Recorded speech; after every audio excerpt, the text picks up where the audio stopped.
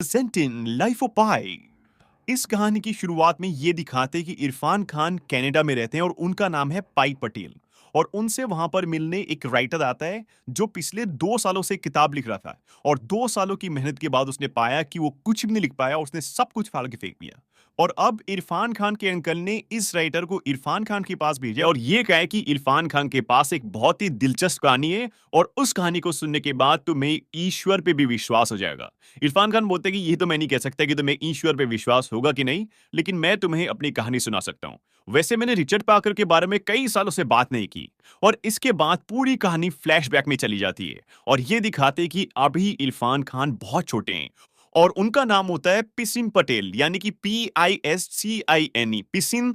ये नाम एक स्विमिंग पूल के नाम पर इरफान खान का रखा था, लेकिन स्कूल में सब बच्चे उन्हें चढ़ाते हैं और उन्हें कहते हैं पिसिंग पटेल, यानी कि PISSING।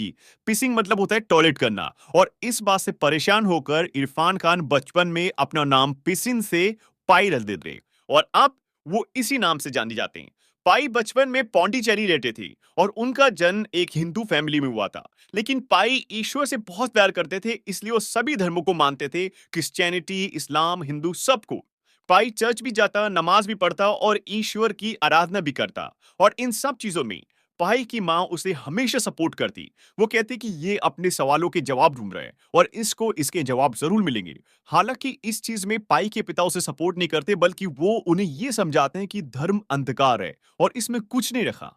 यहाँ पौंडीचेरी में पाई के पिता का एक जू होता है, यानी कि चिड़ियाघर। और उस चिड़ियाघर में बहुत ही खूबसूरत बहुत सारे जानवर होते हैं और इन्हीं जानवरों में एक बंगाल टाइगर भी होता है जिसका नाम होता है रिचर्ड पाकर। हालांकि रिचर्ड पाकर उस शिकारी का नाम था जिसने इस टाइगर को पकड़ा था। जब ये टाइगर छोटा था तो ये नदी के किनारे पानी पीने आता है और वो शिकारी इसको पकड़ लेता है और इसका नाम रहता है थर्स्टी। और जब इसे जू भेजा जाता है तो इसका नाम शिकारी के नाम से बदल जाता है, यानी कि शिकारी का नाम तो हो जाता है थर्स्टी और इसका नाम हो जाता है रिचर्ड पाथर। हालांकि बाद में बात सबको पता चल जाती है, लेकिन सब इसको अब रिचर्ड पाथर के नाम से ही बुलाते हैं।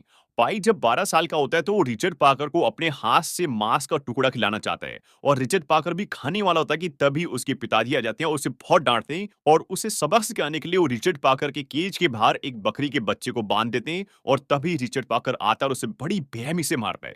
ये देखकर पाई बहुत डर जाता है और उसके बाद उसकी पूरी धारणा रिचर्ड पाथर के लिए बदल जाती है। वक्त बीतता है और पाई पटेल 16 साल का हो जाता है और 16 साल की उम्र में उसकी मुलाकात होती है आनंदी से और आनंदी से उसे प्यार हो जाता है। लेकिन तभी उसके पिता उसे बताते हैं कि हम पूरी फैमिली के साथ अब कनाडा शिफ्ट हो रहे हैं, क्योंकि यहां पर जो उनका जू था वो अब बंद हो रहा है, क्योंकि जिस जमीन पे उनका जू होता है वो उनकी नहीं होती, लेकिन जानवर उनके होते हैं। तो पाई के पिता कहते हैं कि हम जानवरों को लेके शिप में जाएंगे और मैं अपने जानवर नॉर्दर्न अमेरिका में भेज दूंगा और हम कनाडा में शिफ्ट हो जाएंगे, क्योंकि वहां मुझे कोई जॉब जरूर मिल जाएगा। और ये डिसाइड होता है कि अब पूरी फैमिली कनाडा शिफ्ट हो रही है। हालांकि पाई कनाडा नहीं जाना चाहता, वो इंडिया ही रहना चाहता है, लेकिन पाई की उम्र अभी इतनी नहीं है कि वो अपनी भी बात रख सके। और कनाडा जाने से पहले वो आनंदी से मिलता है, उसे बहुत दुख होता है। और उसके बाद ये दिखाते हैं कि पूरी फैमिली शिप में पाई और उसकी माँ वेजिटेरियन होती है, हालांकि उसका भाई जिसका नाम रवि है और उसके पिता नॉन वेजिटेरियन होते हैं। अब शिप में वेजिटेरियन खाना नहीं मिलता तो उन्हें वहां पर बहुत समस्या होती है, लेकिन वो किसी तरह से एडजस्ट कर लेते हैं। अब जब उनका शिप विशाल समंदर के बीचों बीच होता है तो एक तूफान आता है और उस वक्त पाई पटेल डेक पे होते हैं और पाई की पूरी फैमिली अपने अपने रूम्स में होती है। और इसके बाद ये दिखाते कि शिप डूब रहा है और सब भाग रहे हैं। और तब ये दिखाते कि पाई भी अपनी फैमिली के पास जाना चाहता है, लेकिन एक क्रू मेंबर उसे सेफ्टी बोट पे फेंक देता है और बोलता है कि तुम जाओ। हालांकि पाई जाना नहीं चाहता, वो अपनी फैमिली की मदद करना चाहता है। और जब पाई अकेला सेफ्टी बोट में होता है तब ये दिखाते कि एक जेब्रा उसी बोट में कूदता है और उसके कूदने की वजह से रस्सी छूट जाती है और उनकी सेफ्टी बोट समंदर में गिर जाती है। और अब उस बोट में जेब्रा और पाई होते हैं।